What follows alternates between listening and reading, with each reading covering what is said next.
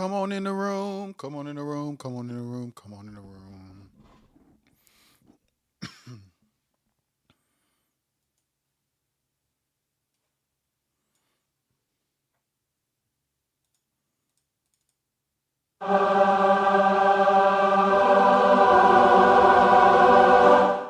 That's crazy.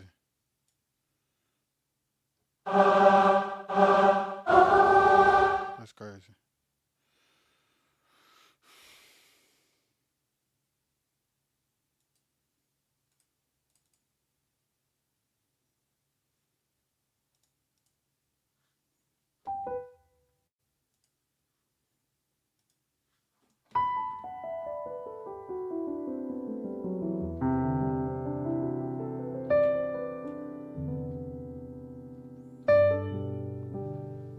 Turn my headphones up. Oh, this piano don't sound bad. I need TJ in here to hear this.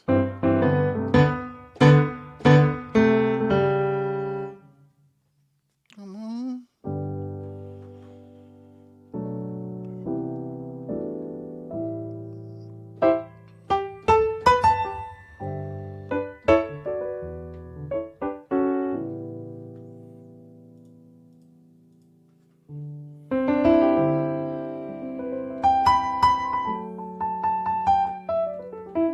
Can y'all hear me? This piano sounds good.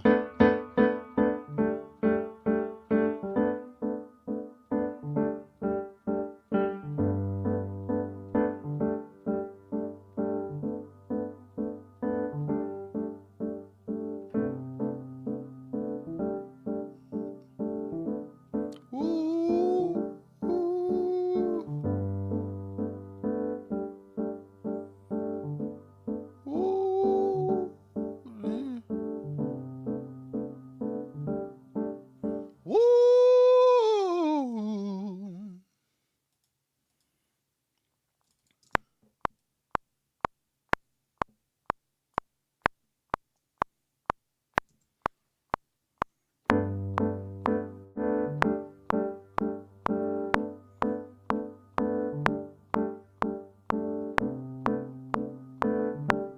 Woo!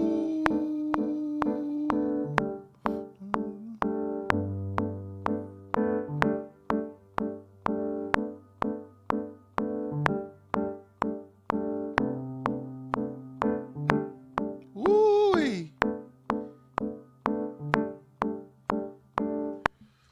That's good, bruh.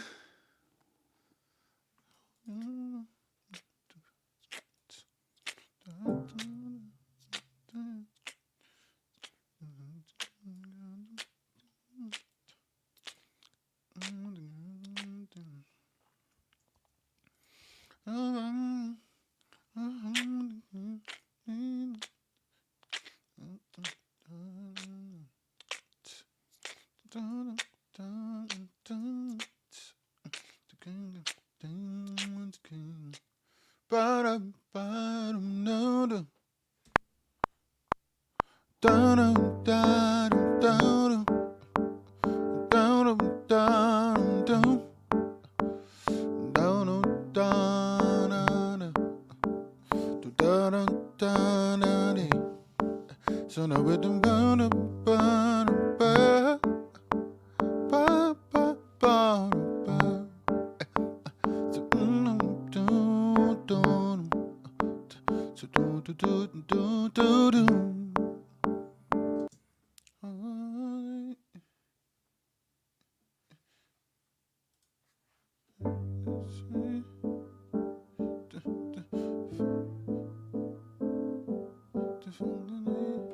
woo-wee,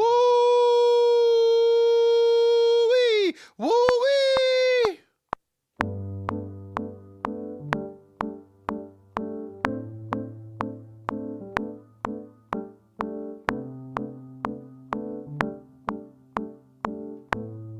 Woo, this is about to be crazy.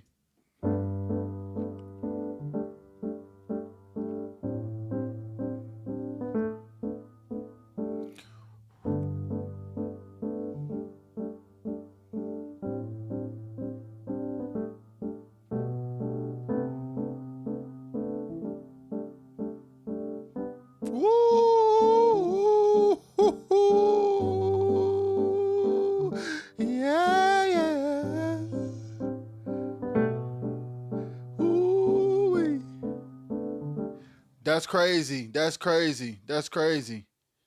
That's crazy.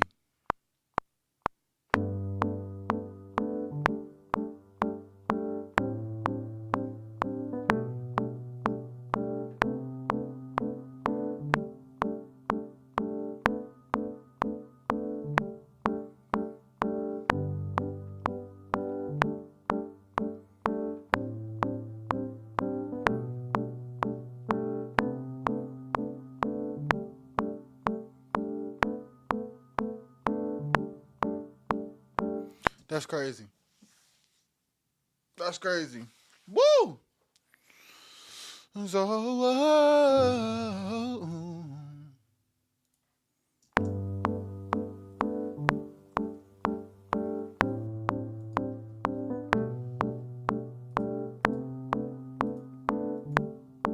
that's the wrong.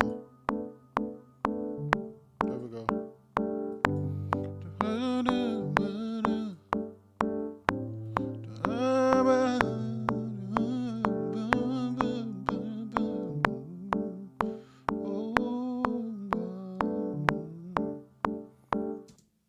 This is crazy.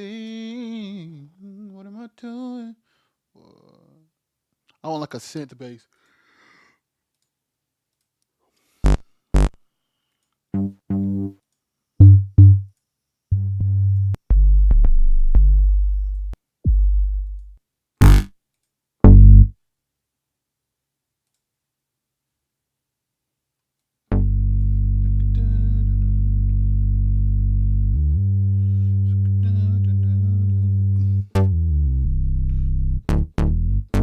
I wouldn't be. I wouldn't. This bass wouldn't be bad if I can get the delay out, and then if I could get the high end out.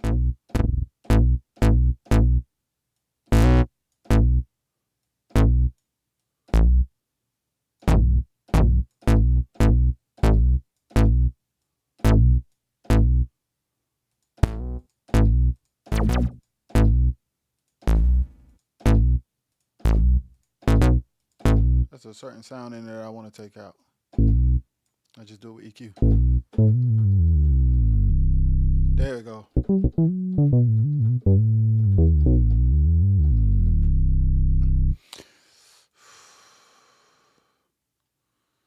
Come on and sing it. That's crazy.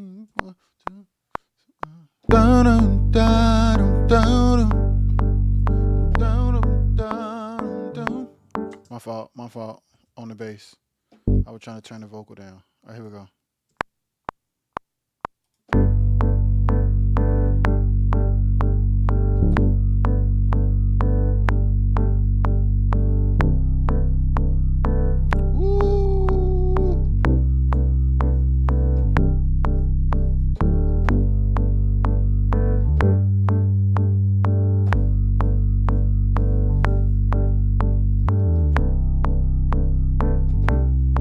Yes, sir.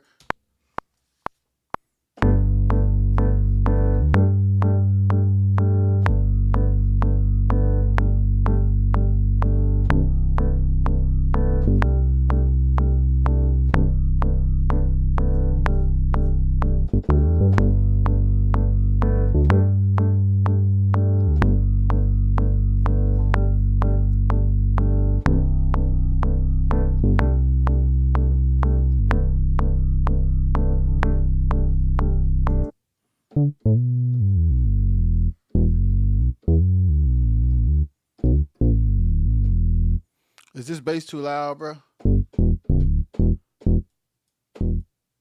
It sound heavy, but it don't sound loud on my end, but I can't tell what it sound like on the stream.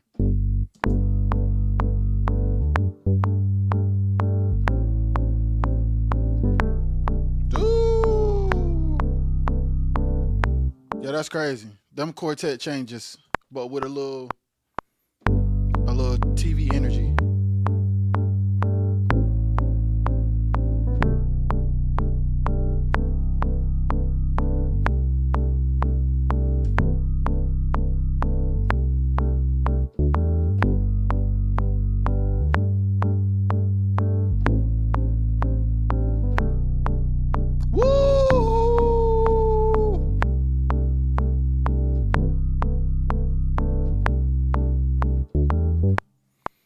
See how I play the Quartet Energy, but it's got TV vibes too.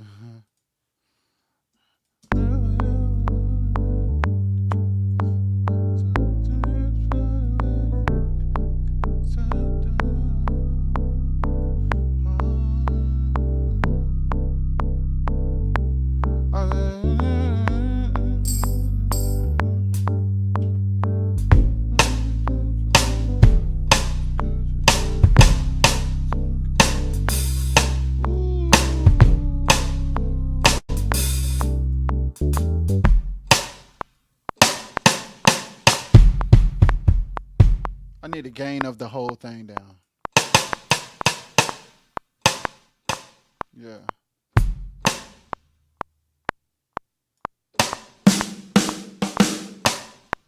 I don't like the snare of that snare, but I like the rim of that snare.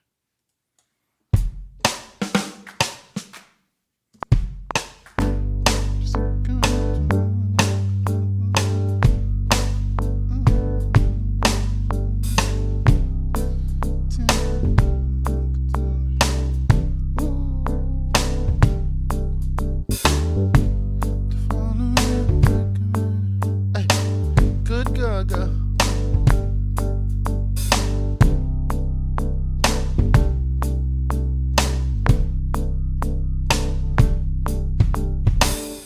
Ooh, that's crazy. That's crazy.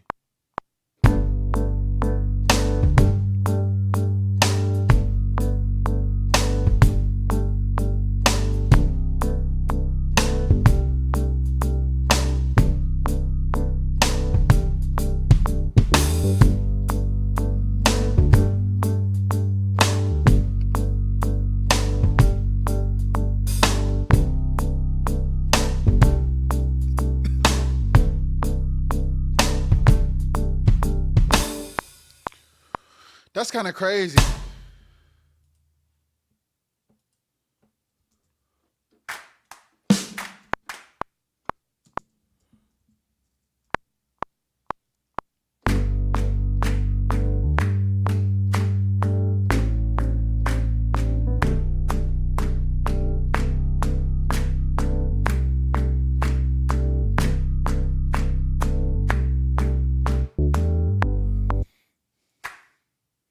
This is interesting. I don't know what this is, guys.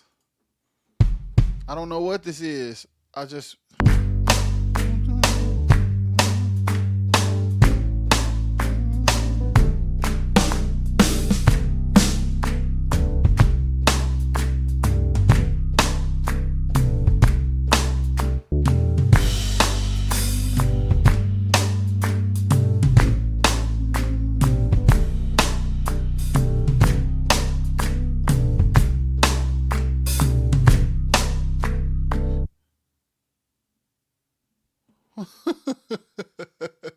This is so for toddler. Oh, hey, dog, get this to Rachel, boy, get paid. Hey, get this to Rachel, get paid, bro.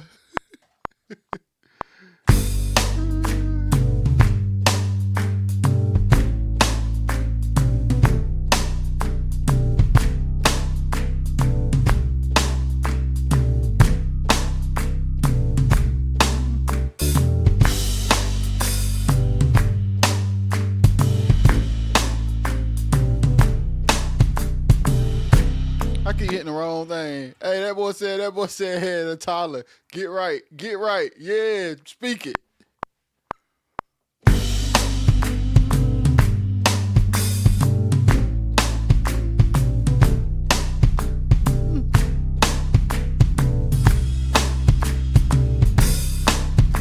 One more time. I'm going to do this right.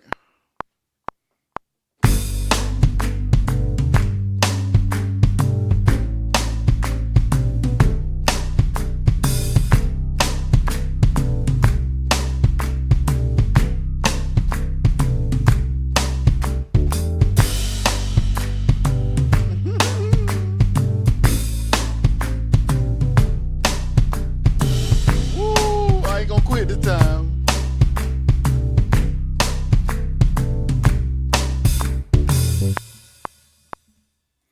This time I'ma just fix it.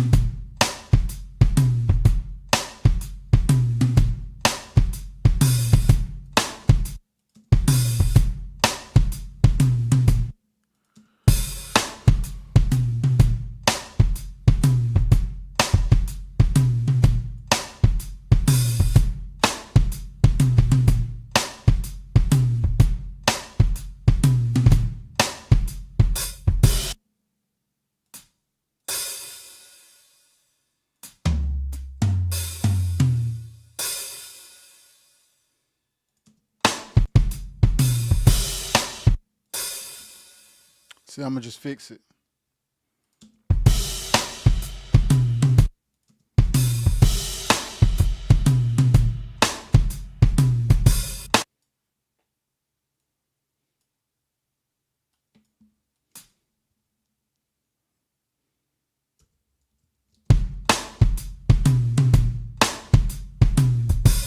I wasn't supposed to do that either.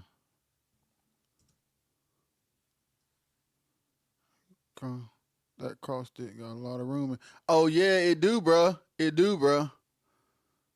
Hey TJ, what you think about this comment size? Them things. That's better. Let's go meet you.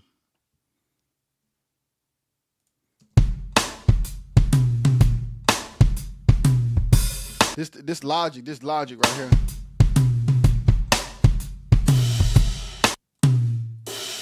This logic.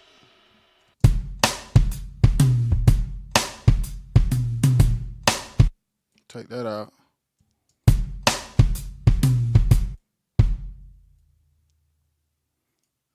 Okay, good.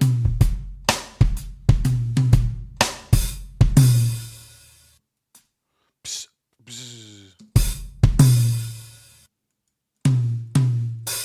Oh, them the same times. Okay. So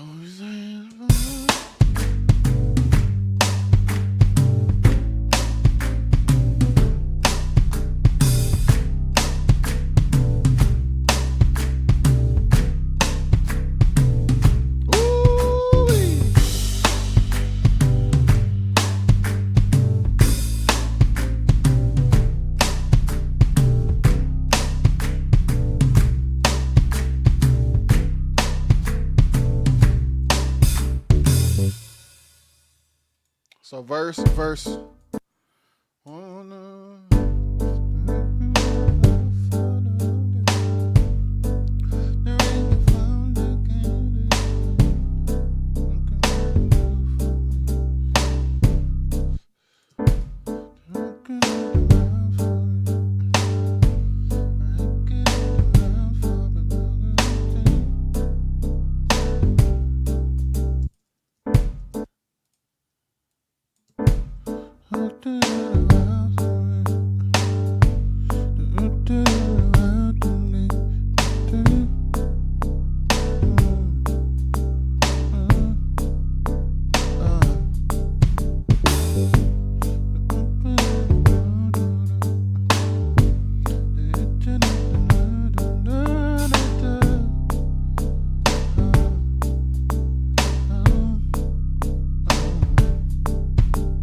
Should I go into a B section?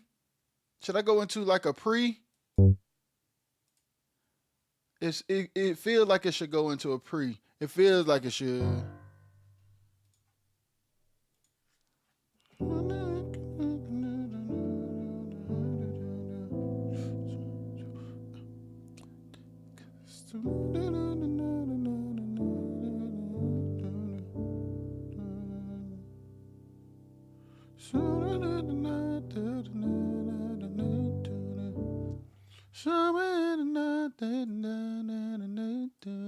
I don't know what this is. I don't know what style this is.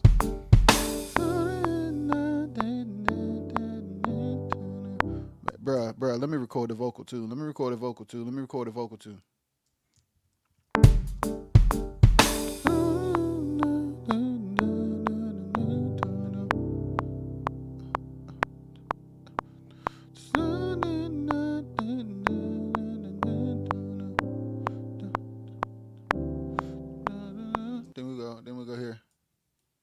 Basic, basic, basic, basic.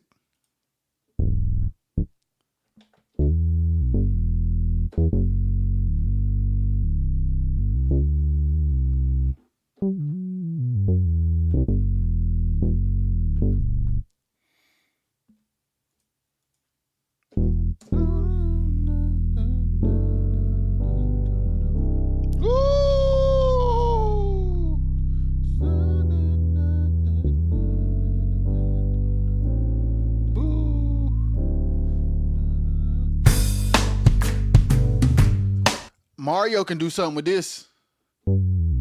Mario, I might send you this to let you write to it. Mario, you could do something with this. That's exactly what I should do. I should send you this music and my and the melodies I'm humming.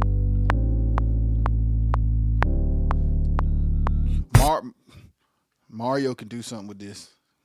I'm pretty much stuck. I got a great idea, but I don't feel like I'm supposed to be the finisher on this.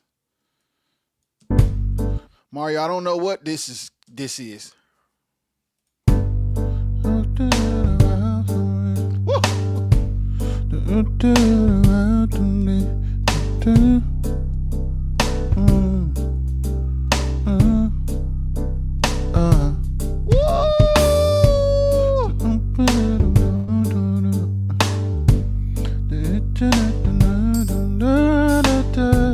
Good God, it's got feeling though.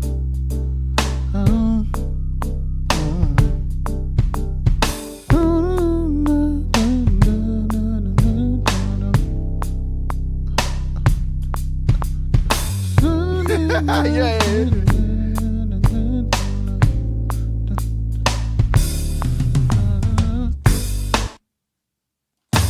Hey, this John fire though.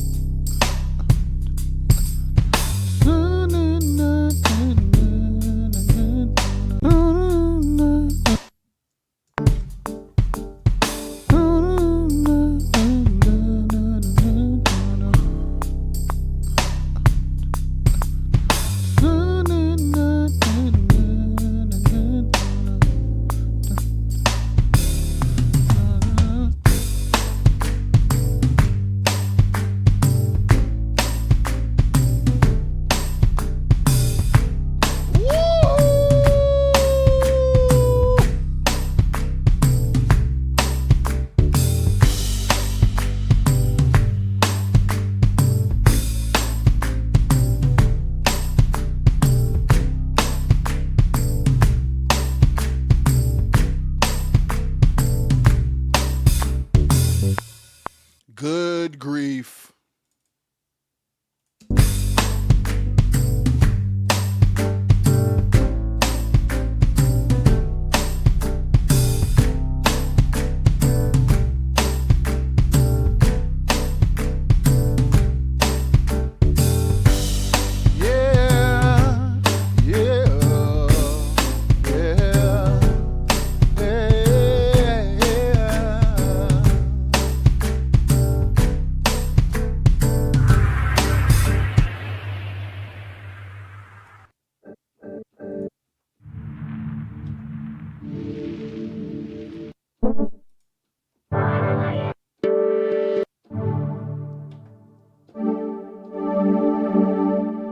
Sound like 80s. Let's see if I can use it.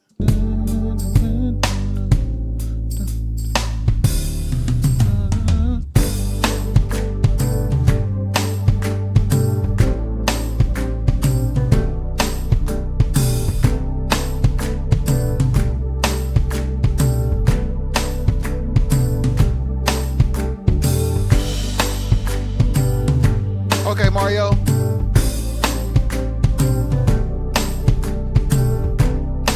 Mario, you got my number. I'm almost certain you have my number.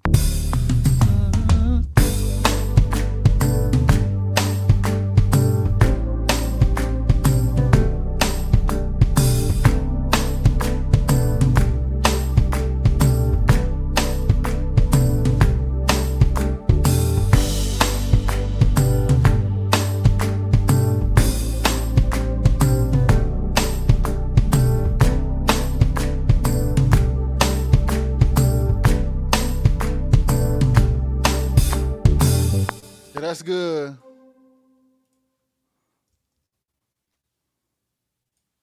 I'm just having fun, bro. I'm just having fun. I really don't have no. This just is crazy. So synthesizer.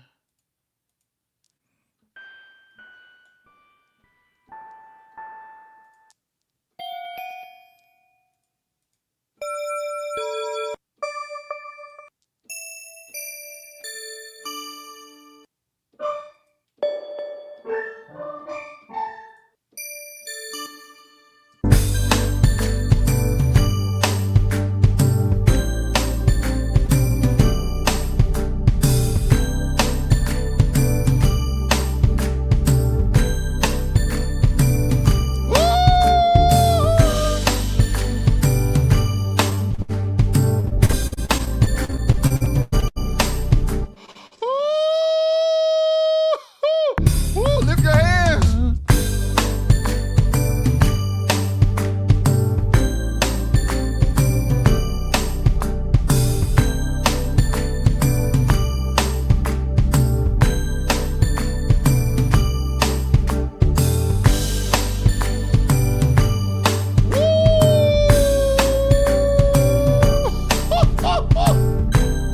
I done messed up.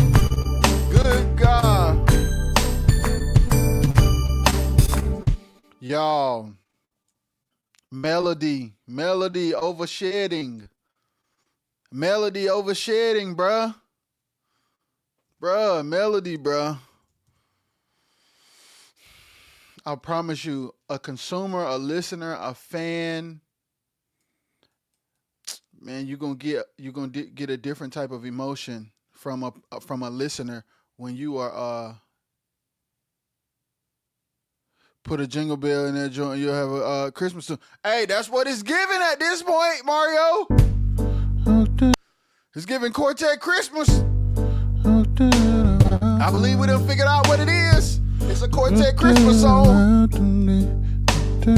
That's exactly what it is, Mario. Boys got a Christmas Quartet song. Good God.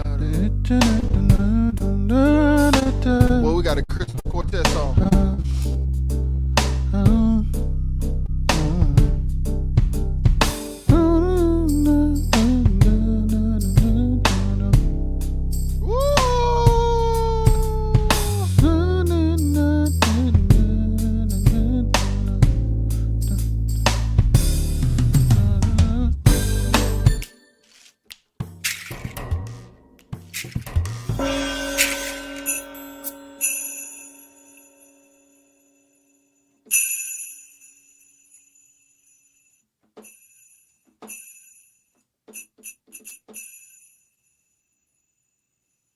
Has that been done?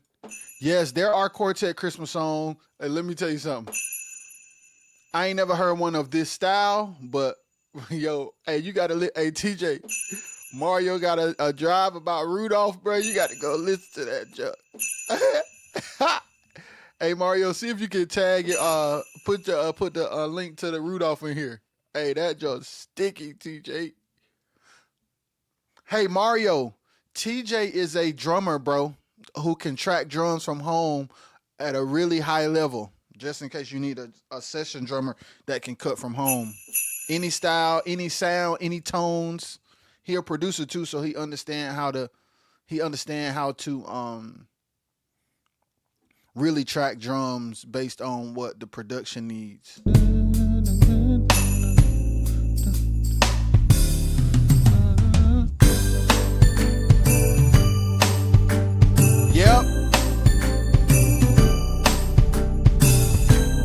Yep, Keith did 12 days, show enough.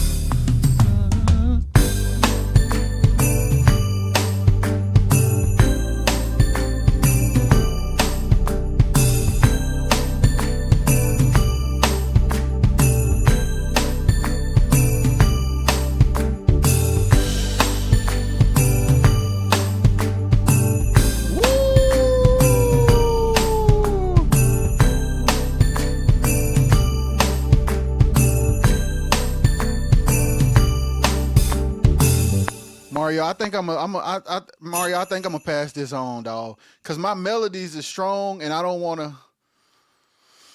It might need to come up out my hands to get where it need to go, man. Oh, yeah. Oh, yeah.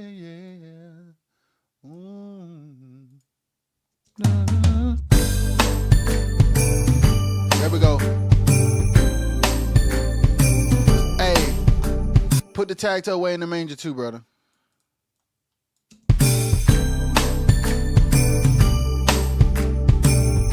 Yes, sir.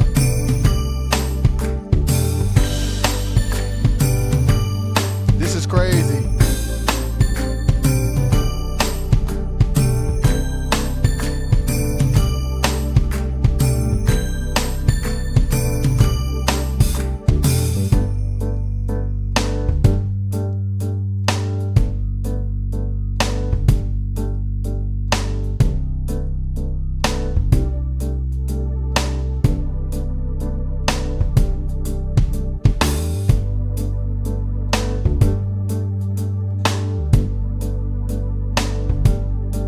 So now we're gonna play the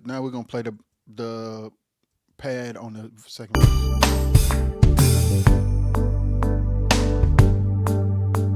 Mario is good, TJ. Like seriously.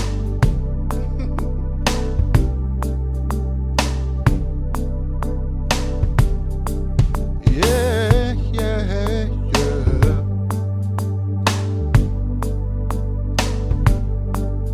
Yeah, yeah, yeah, yeah.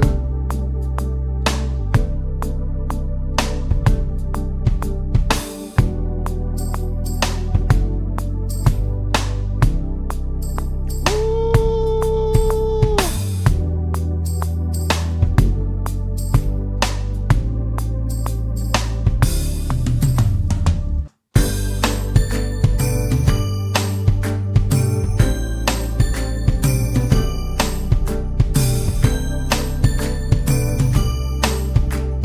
This is good, bro. This is good, bro.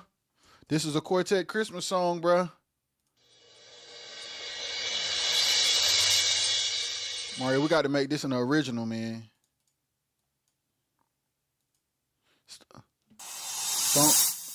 Songs like this can end up in somebody's movie, bro.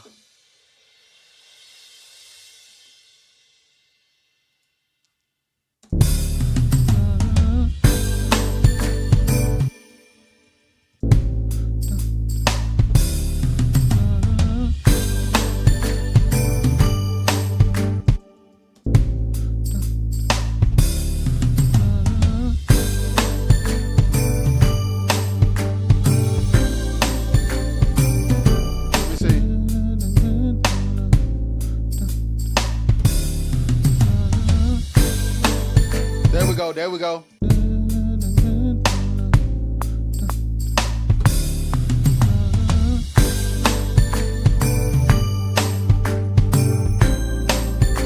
Whoa.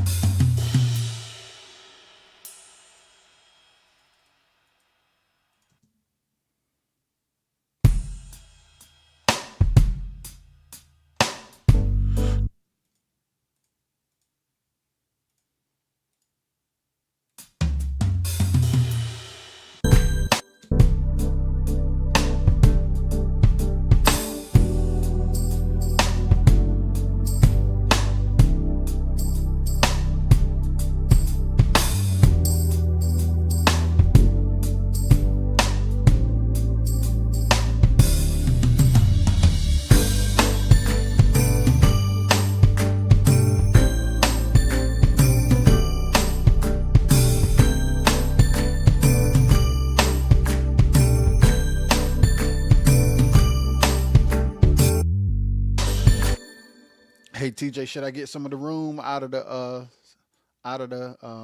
rim? Do I need to take some out, bro?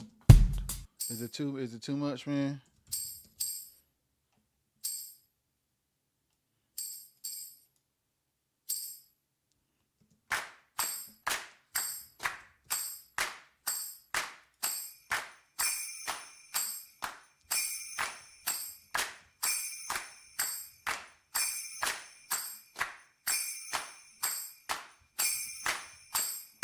I'm organizing my tracks, man. Cause I just started playing. No, I'm getting them right. Getting them right. This how you get right. This how you organize. After I done did all that tracking and stuff.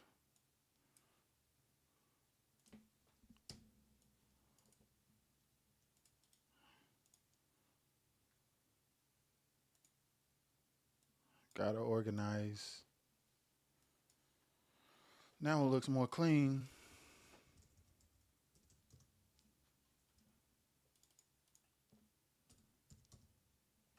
Cleaner now.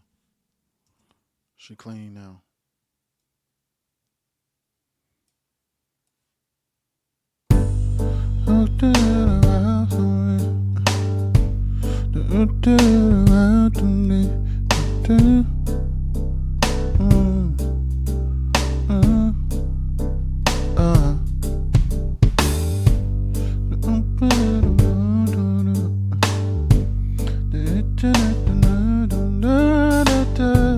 Yes, Lord.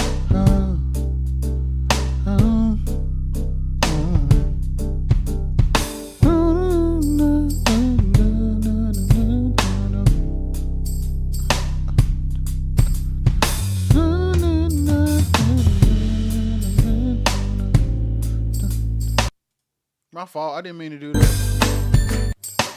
My fault. To the listeners.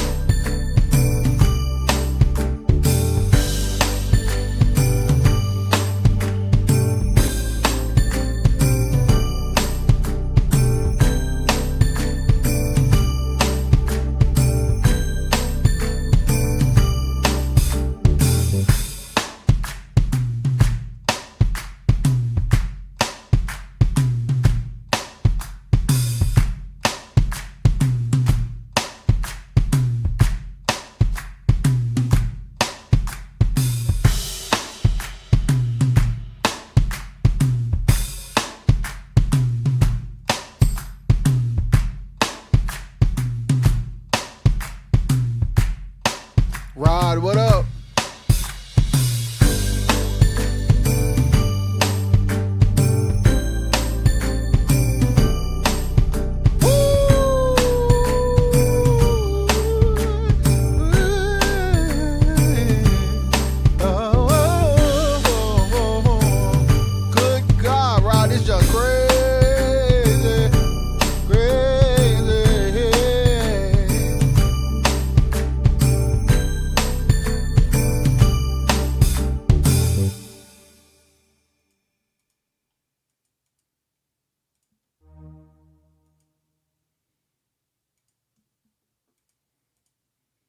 Rod, this junk crazy. Get up off there. Get up off there. Get up off there. Get up off there. Get up off there. Unarmed. That's weird.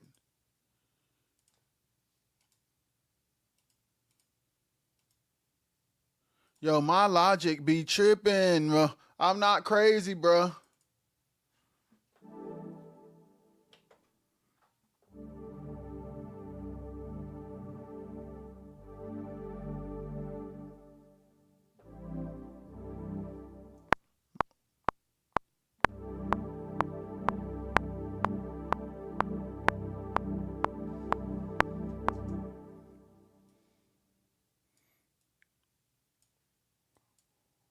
I'm not crazy, bro. Is TJ still in here? My logic be tripping.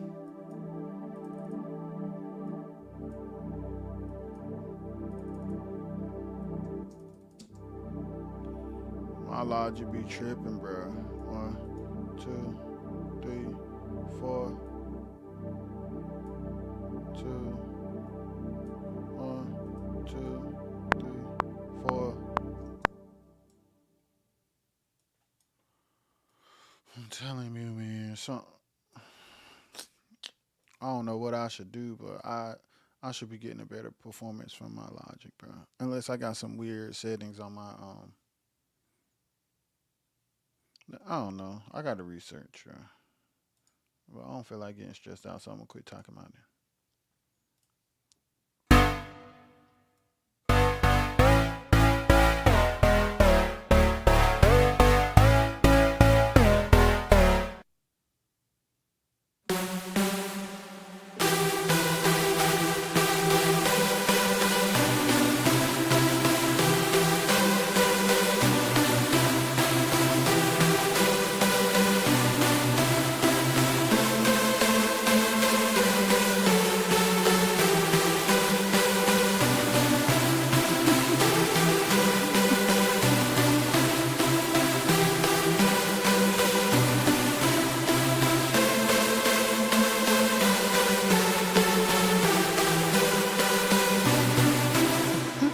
My fault.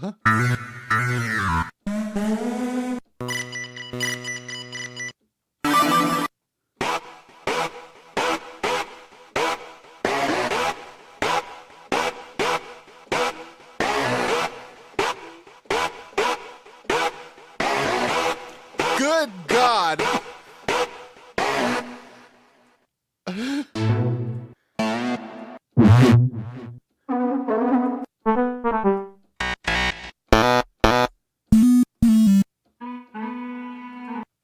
Sometimes I be feeling like these sounds ain't.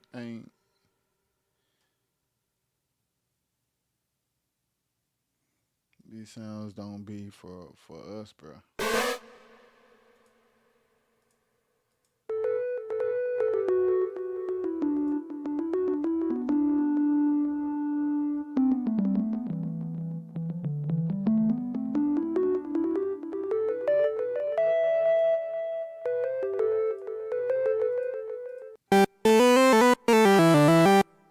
This ain't what I need, but it ain't bad.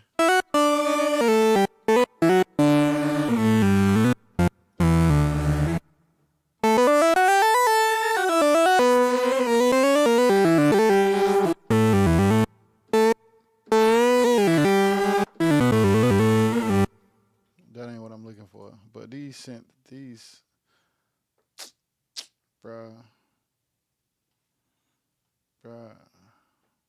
these sounds ain't for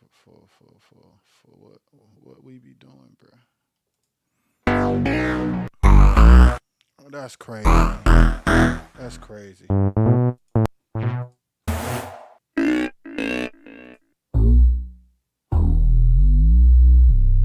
That's crazy too, Jesus.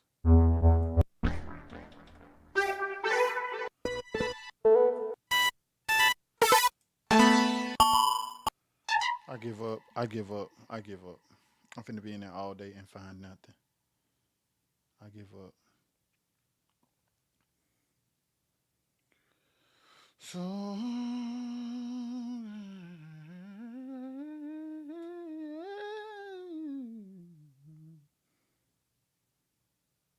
I have this joint in here that I know is what.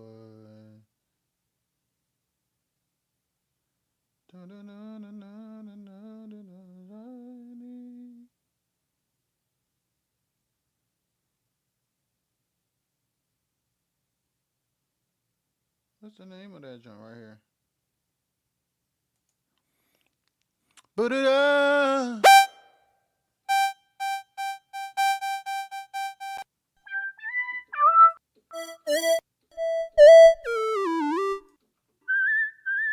That's a crazy sound. That's a crazy sound.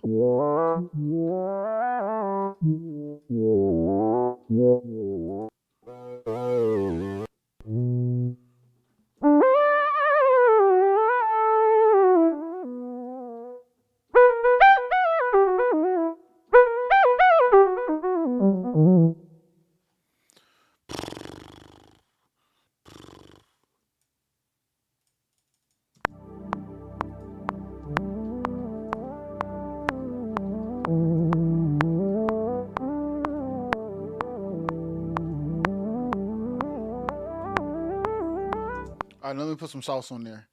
Let me put some sauce on there. This is my first batch of sauce.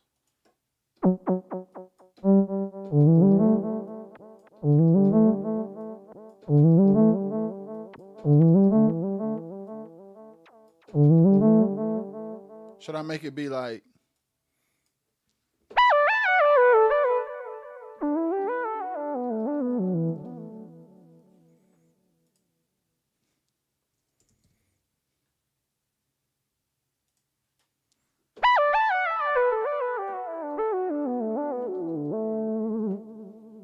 cooking, cooking?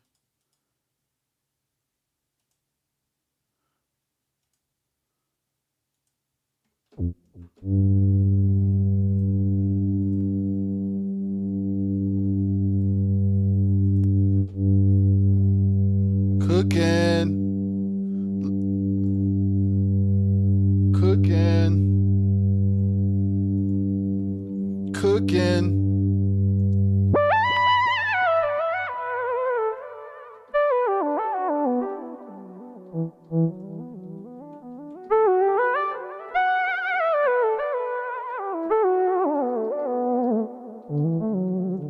Cooking, cooking.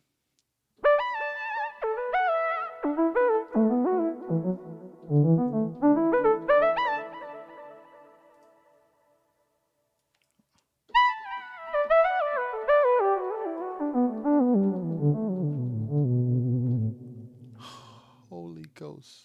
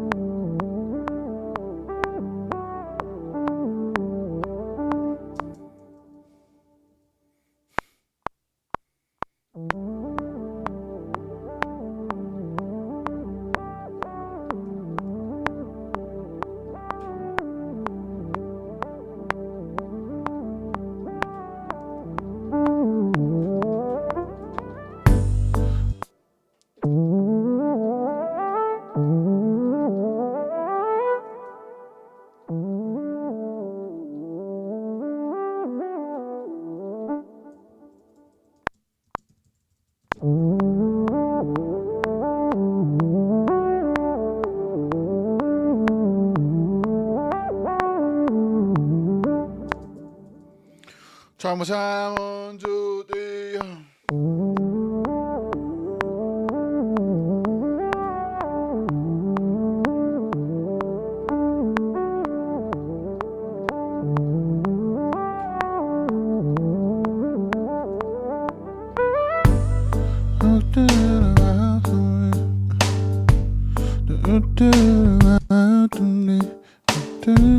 Good God.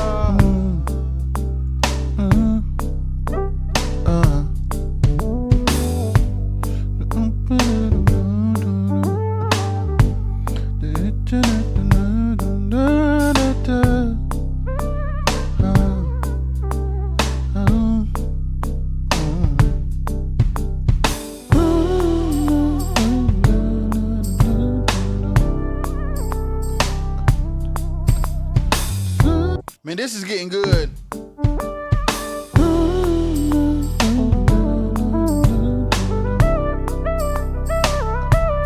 Guitar.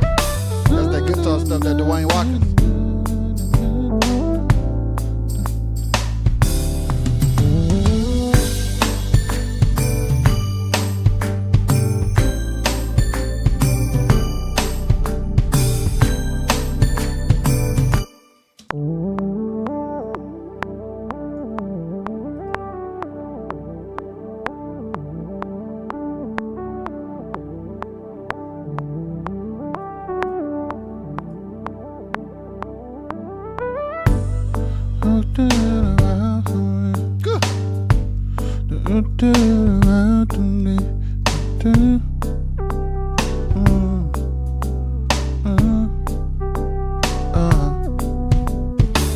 Melody.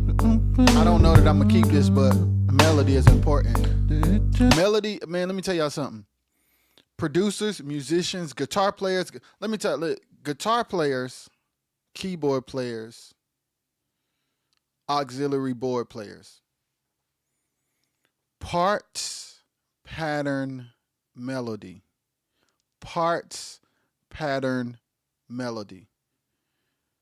Don't track a song and play a song like you at home practicing on your instrument. Because what happens is, okay, let me talk. Let me talk. Let me fix my hat because I'm on candid camera. Okay.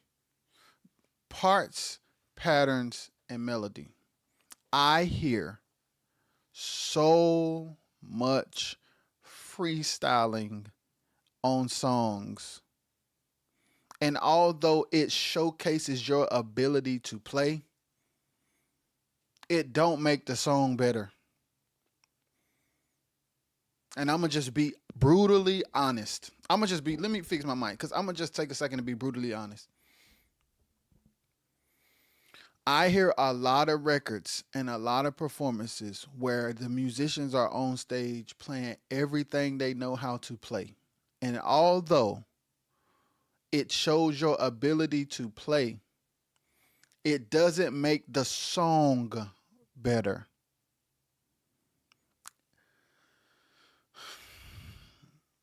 And there are a lot of musicians that desire to do more than what they're doing, but they don't treat where they are like where they want to go.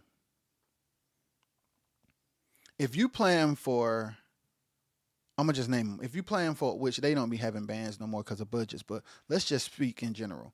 If you plan for a Chris Brown or a Lady Gaga or a Janet Jackson or a Chris Stapleton or a Taylor Swift or a Darius Rucker, like when you plan on country, pop, and high level R&B gigs and tours, you not soloing unless you got a solo. Unless your name is called for you to be front and center or the light to be on you in a section of the performance, you don't have a solo until you have a solo. However the record was produced and whatever the parts were, that's what you playing. I be listening to records and I be watching performances on these Facebook live streams, And I don't hear parts. I hear instruments. I hear licks, but I don't hear cohesive band playing. I don't hear songs being played in a cohesive, intentional, tone driven, dynamic driven, grown man way. I just don't be hearing it. I just don't be hearing it. And it's like, it's better to go ahead and practice now, y'all. Because here's the thing. A lot, most of us have the talent to do any caliber gig we want to do. But do we understand parts and patterns and tone?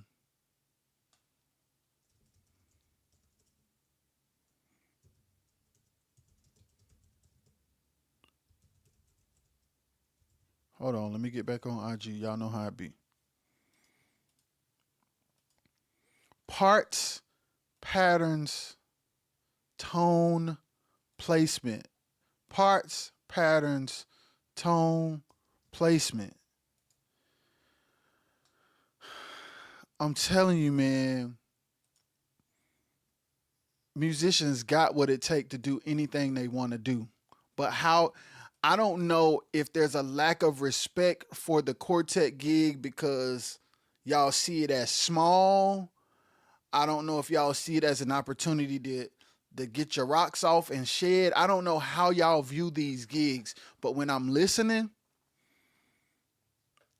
it's like, when you compare that to like if I watch a like Destiny's Child like live in Atlanta, or if I watch like the Netflix joint of Justin Timberlake, or if I listen to Adam Blackstone doing an awards, MDing an awards show, which he's done multiple of them, Soul Train, BET. If I hear like a Bruno Mars arrangement, when you hear these arrangements and you hear these songs in other arenas, when the guitar hit his distortion pedal, it is to trace a line that exists, or it is to play power chords with the bass.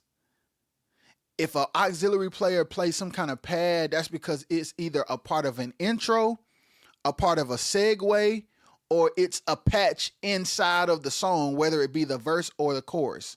When the drummer get ready to do a fill, it is to set up a special or a break that corresponds with a certain cadence in the verse. He not doing it just to show his ability to play.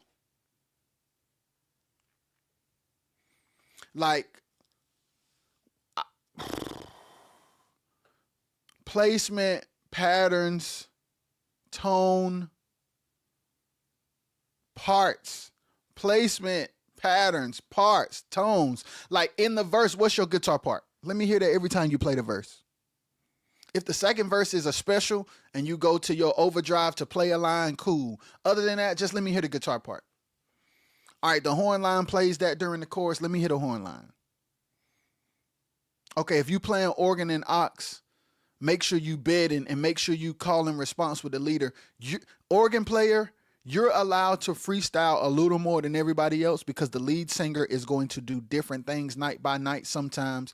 And we want you to kind of be like the backup vocalist to the lead singer. So there's a certain foundation that you should have, but there's also moments when the lead singer is going to do things that won't necessarily rehearse, kind of just fill in the crowd. So you be there for that. But 90% of the song needs to be consistent unless we decide collectively to rearrange it. Now, if we get in rehearsal and say, okay, y'all, this arrangement is stale.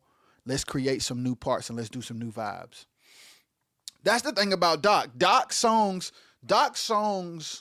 rarely sound like the record, but parts are still created in rehearsal. So even though they ain't the record parts, they still parts. Doc will change the whole arrangement of a song. Pouring Water is one of them arrangements that everybody was like, oh my God, that junk's so fire. It is not the record. But me and Micah still playing parts. It is not how it was originally recorded. But it sounds like it could have been recorded that way. Why? Because we're thinking song. We're not thinking instrument. And a lot of musicians think instrument and not song. You thinking about your guitar ability. You're not thinking about playing the song. Your guitar is a part of the song. Play a part. Play a part so significant. Like, oohs and ahs, they cool, bruh. But if you're not doing something that's significant, I don't understand. I just don't understand. It's like, y'all don't shed. I know it's easy to shed, and I know people love shedding. I know girls respond to shedding. I know people don't really talk to y'all about shedding. Quartet groups don't rehearse. They don't have consistent musicians. They're grateful to get the fill-ins that they get. But even when you get a fill-in, like for instance, let's talk. Let's talk Canton spirituals. If you talk Mississippi po' boy, guitar players, yeah, you can play whatever you want to play. But there's a guitar part in that song that makes the song what it is, from the top to the bottom.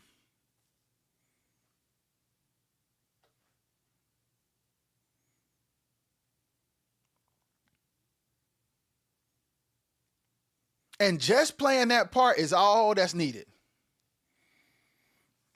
I don't know if it's a young generation thing. I don't know what it is, but I'm going to just talk about it. I be listening and I'm like, boy, that boy good. But is that necessary? Yeah, he killing, but how necessary is it?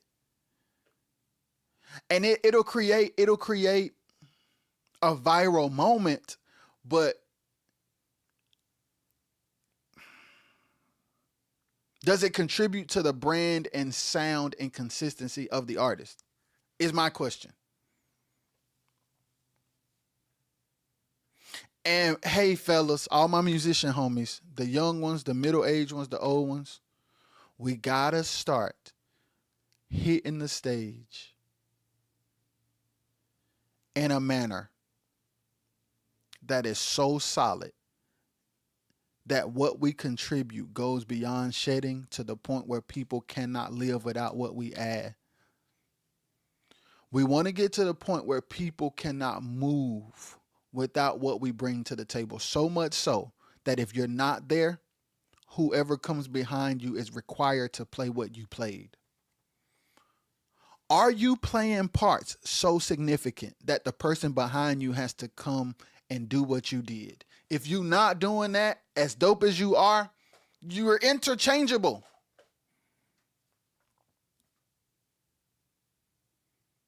And maybe because we're interchangeable and maybe because we filling in for people when they come to our city, that being consistent and playing parts and patterns is not our concern, because we just making sure it's full, because they didn't bring their guitar player, so I'm going to just play. They didn't bring their board player, so I'm going to just whatever. I'm going to just vibe.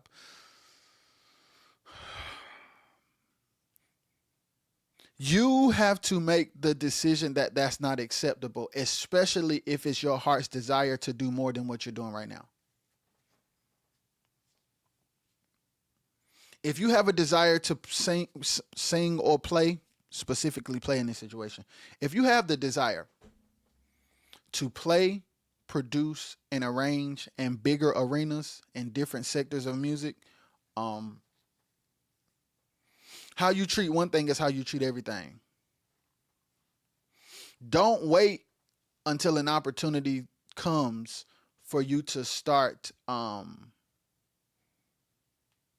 playing parts and patterns now. Play parts and patterns now.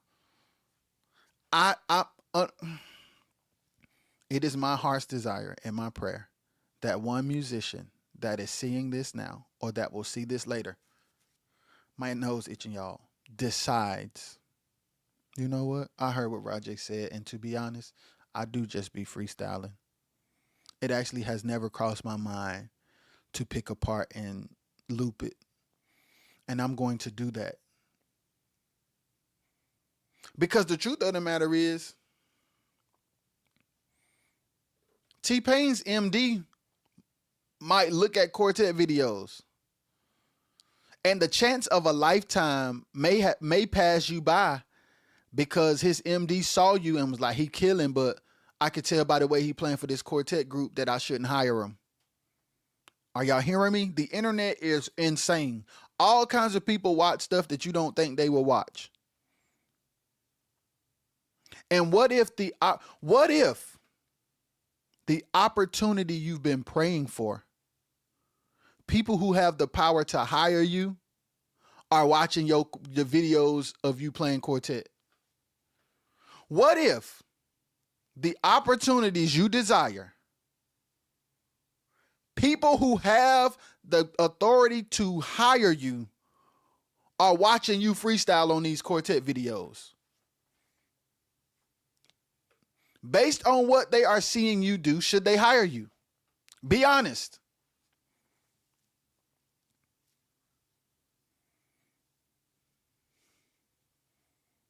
If Janet needed a new drummer and Janet's MD saw you playing drums for a quartet group, are you displaying your gift and craft in a way that will qualify you to be hired?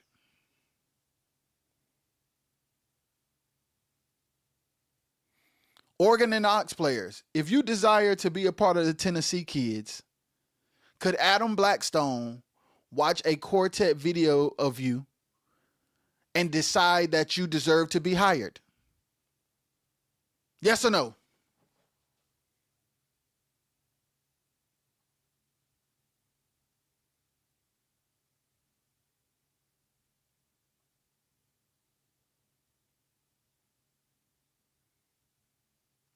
Let that sink in. I'm giving it a moment of silence.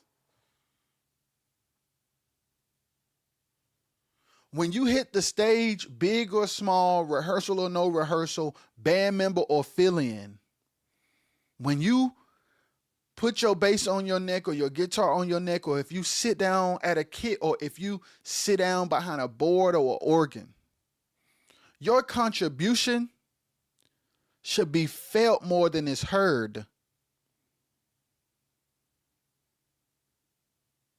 That is an opportunity to contribute something that can get you to the place you desire to be. And if you treating, hold on, let me do this. And if you treating quartet gigs like it's a shed, there are people watching you who are critiquing you, saying, boy, I'll never hire one of them quartet boys. They can play, but they can't handle being over here. Nah. I could tell by the way they play, they ain't going to be able to handle this. We rehearse 12 hours a day and we require everybody to play the same parts every night. Oh, no. They won't be able to handle it over here. You don't want people saying that. Parts, patterns, tone.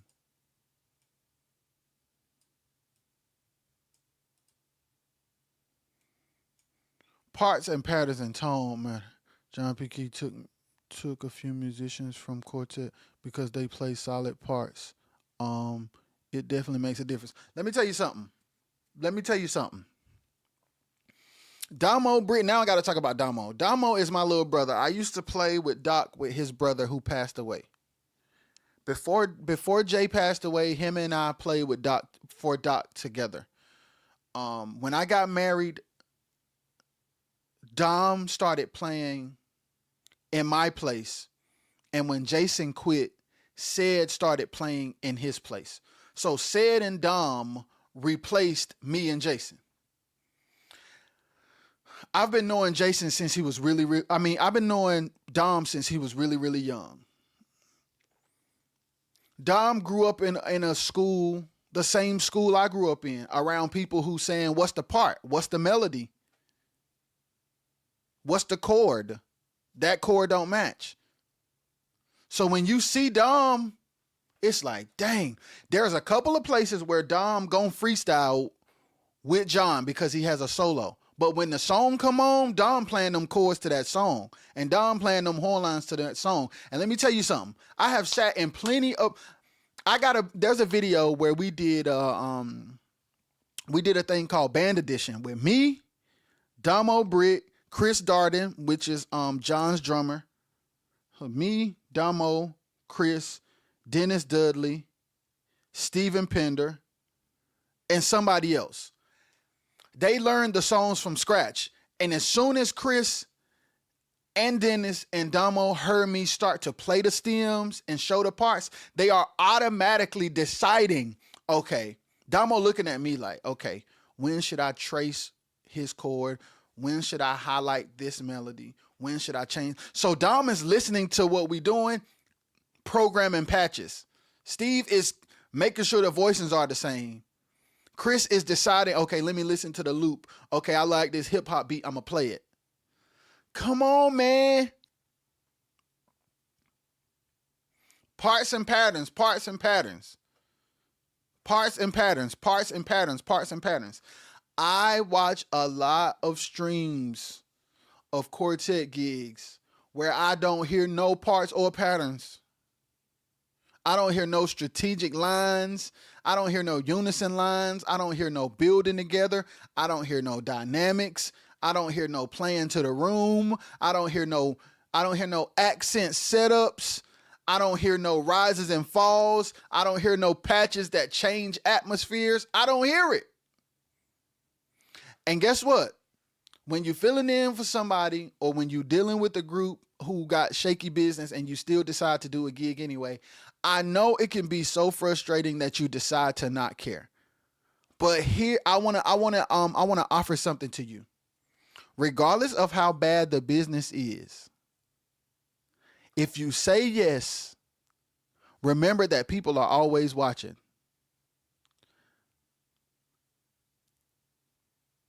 And one opportunity from a person who could change your life is better than 100,000 comments of people telling you killing. Because those 100,000 comments are coming from people who can't change your tax bracket. They can stroke your ego,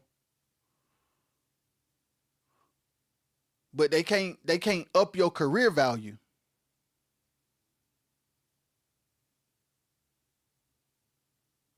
They just can't.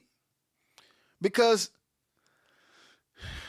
if your shedding is what they're impressed with, that should tell you something.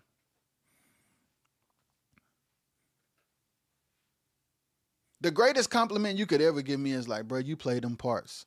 I am not even interested in you knowing how good of a musician I am when I'm gigging. When I produce a song or I play for an artist, I am not interested in you discovering how skillful I am. Because the people on the wall got in through the back door.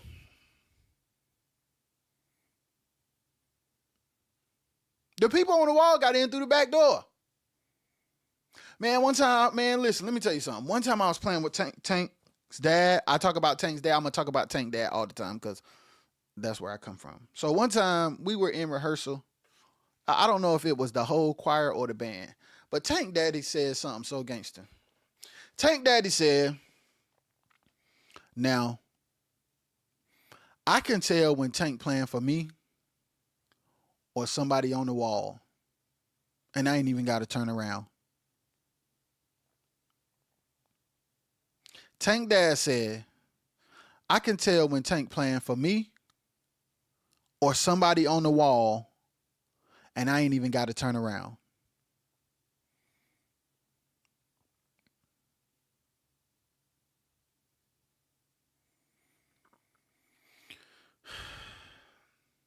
Do y'all know how gangsta that is? And y'all know how it is. Drummers could be playing a straight beat. Soon as somebody comes stand behind them, all of a sudden they shedding. Don't play to impress, play to impact. Don't play to impress, play to impact. Don't play to impress, play to impact. Don't play to impress, play to impact.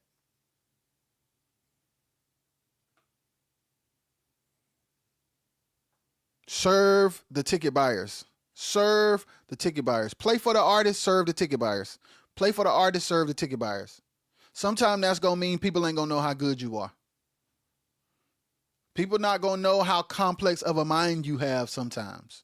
Because sometimes you're going to play for artists where it don't need all that. And if you are not content doing that, then you have to that's a different conversation.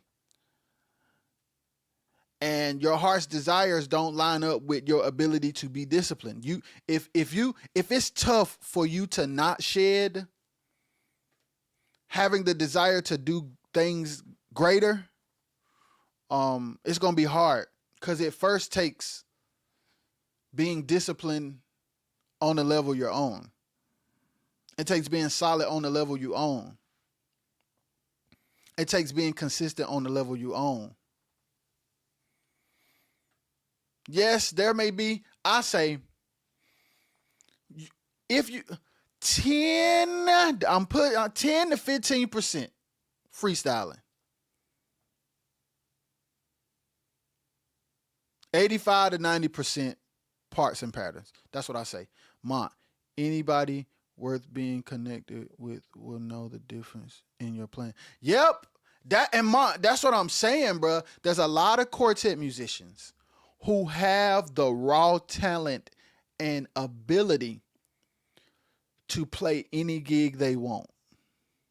But here's what, and y'all listen to me.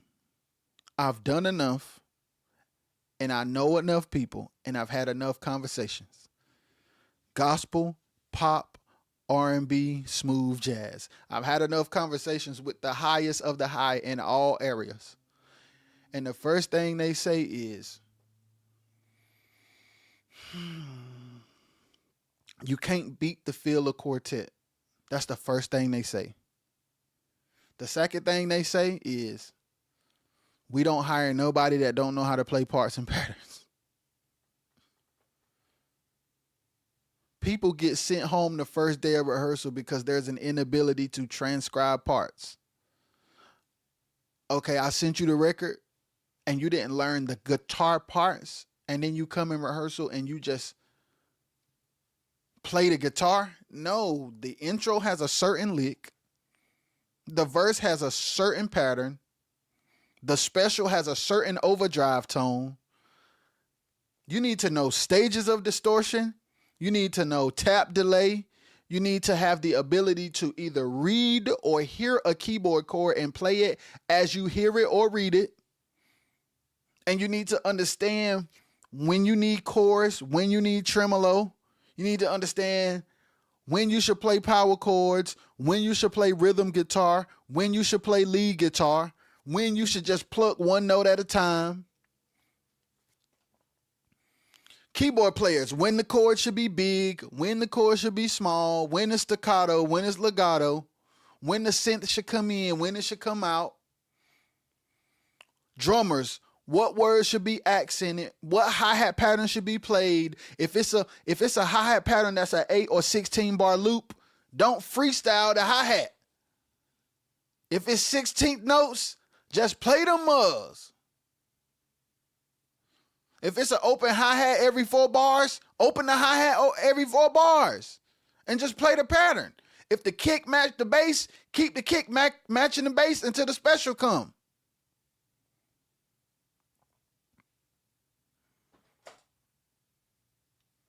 Don't chop if there ain't no accent coming. If there ain't no break or special coming, don't chop. Just play the 16th notes and match the kick with the bass. That's all we need.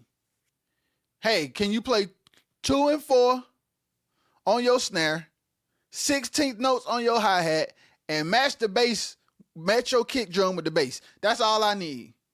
Now, On the second verse, when this special come, I want you to do a chop for half a measure right before the one hit for the accent. After that, I need you to go back to the 16th notes on the hi-hat, the 2 and the 4 on the snare, and match the kick with the bass drum. I don't care who standing behind you. This all that's required. There's levels.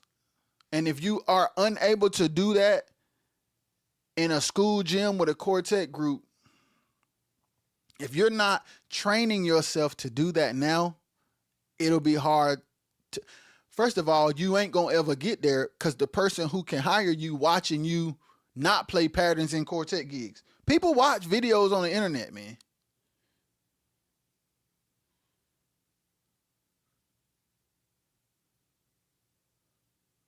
Janet Jackson's, I don't know if his Jubu's brother played for Janet Jackson. I don't know if he the MD or not though. That's all it takes. You get your spot to open up, take it. Yep. Without going too much. And yes. Yes, bro.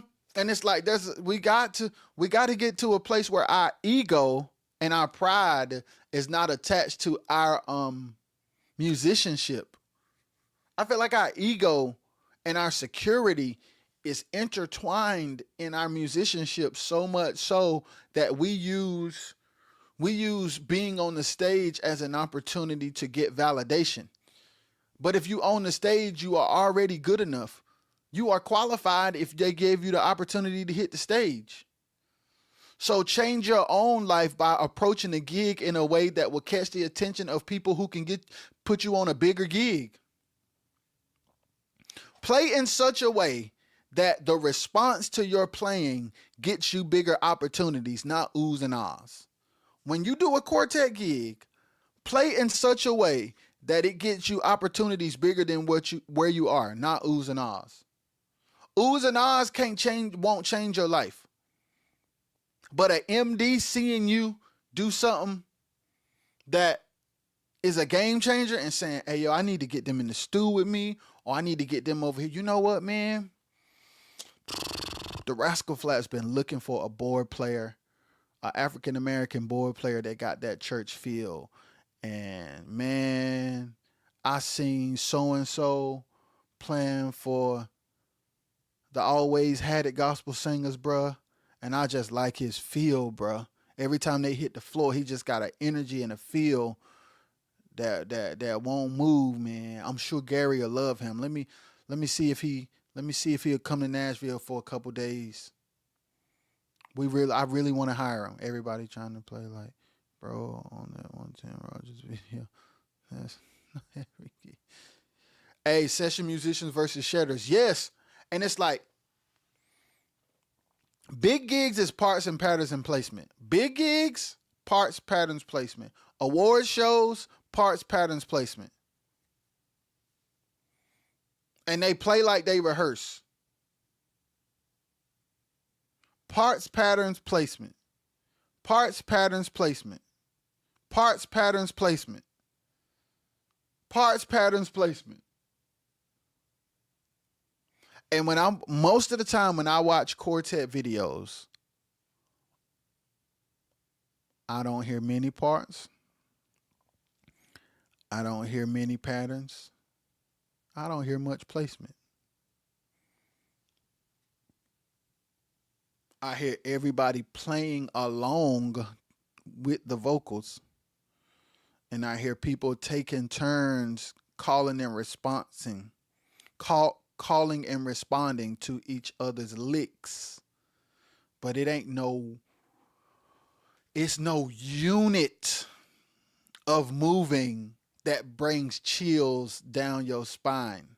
It's like, oh, he killing. Oh, he a beast. I don't walk away saying, yo, that song, man, that band was so tight and them parts were so crazy that was a crazy listening experience. I might walk away singling out how one person has amazing playing ability. And maybe that's what we want. Maybe we don't care about the song, the artist, or the band. We just want people to acknowledge how good we are. And that don't pay bills.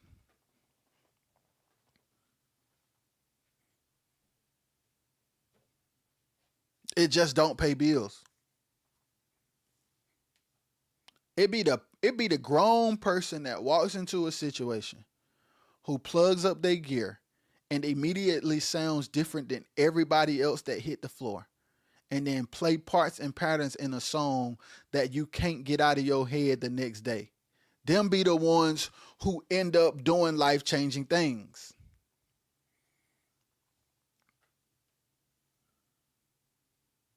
They end up doing life-changing things. Like Nathaniel Kearney, Halifax County.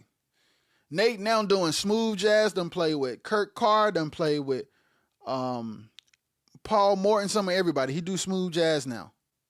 He was Kurt Carr MD for a long time. When he was playing quartet gigs, that man sounded like Marcus Miller. That man bass sounded good, and his parts and patterns in quartet and at church at Glory Baptist was so solid, you would have thought he was recording. When you came to a rehearsal on a Tuesday or Thursday and you watched Nate rehearse with the choir, you would have thought he was recording.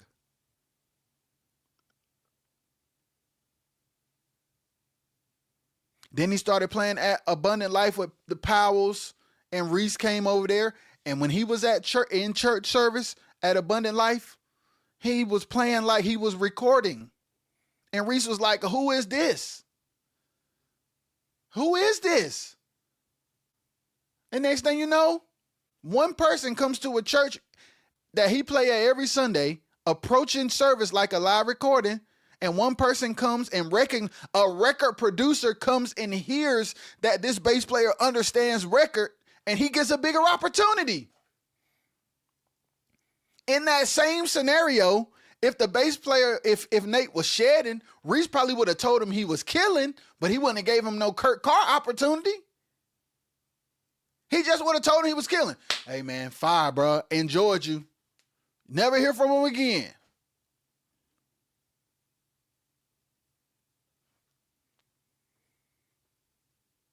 You want to be in situations where it's like life, you want to change your life by understanding it's like, bruh, okay, I am where I am. I'm going to give examples. I'm going to just give examples. I have another friend, one of my close friends, my brother, literally one of my closest friends. When we were younger,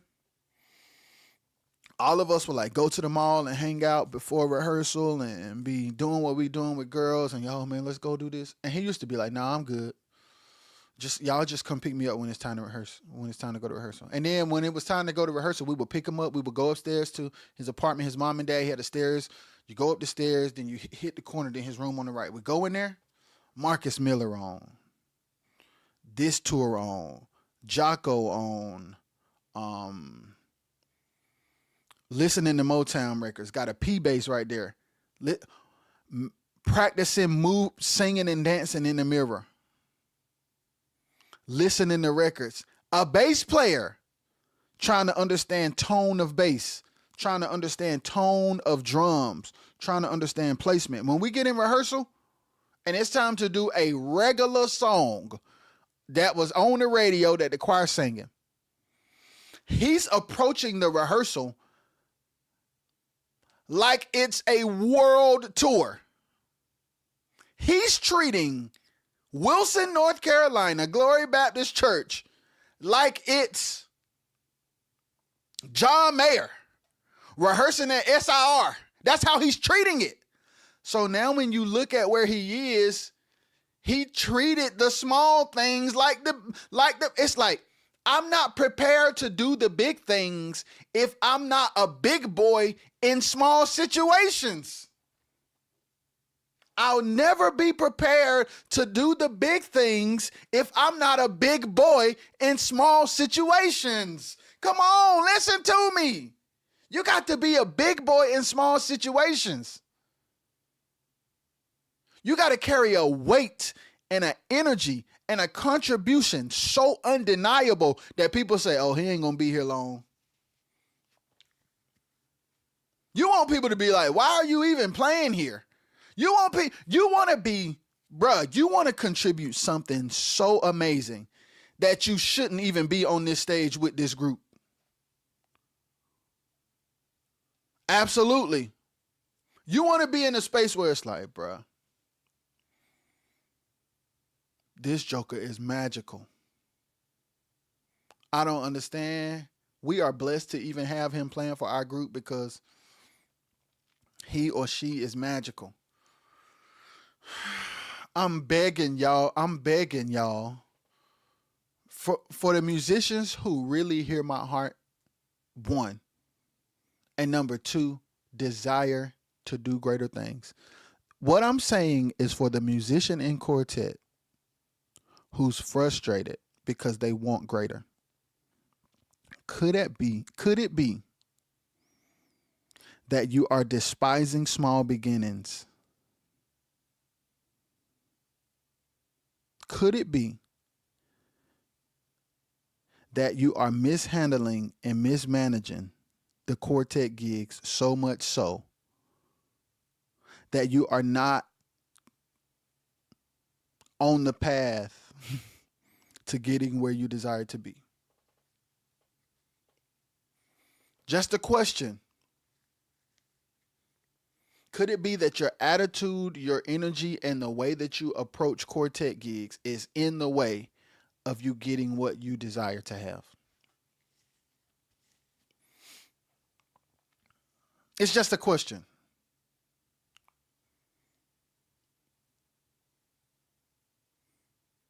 Are you playing for that local group the same way you would for Raphael Sadiq? If you're not, you're not ready. When you go in rehearsal, are you prepared to do whatever it takes, or are you looking at the clock? Because if you're looking at the clock, a world tour rehearsal might start at 10 and not end till the wee hours of the morning and then do it the next day.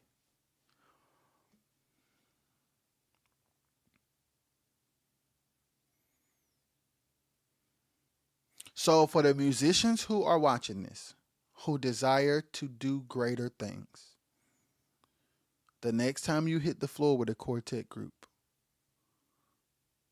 think like you're already there and contribute something other than your ability to play. Don't just shed. Listen, contribute parts and patterns in a way that the bottom fall out when you stop. Don't just play for the girl who look good. Don't just play for the dude who behind you with the camera on. Show God that you deserve what's next. Show God that you can handle more. God, I can handle more. I'm going to get up here in Timbuktu, Louisiana, and I'm going to play my instrument in a way that changes lives without me showcasing who I am. I'm going to play these parts and these patterns with a sound and a tone and approach that makes me unforgettable. I'm going to put my ego to the side, and I'm going to imagine myself being on the biggest stage in the world, and I'm going to give it all I got with discipline and consistency. You do that enough times, your life will change. You do that enough times and your life will change.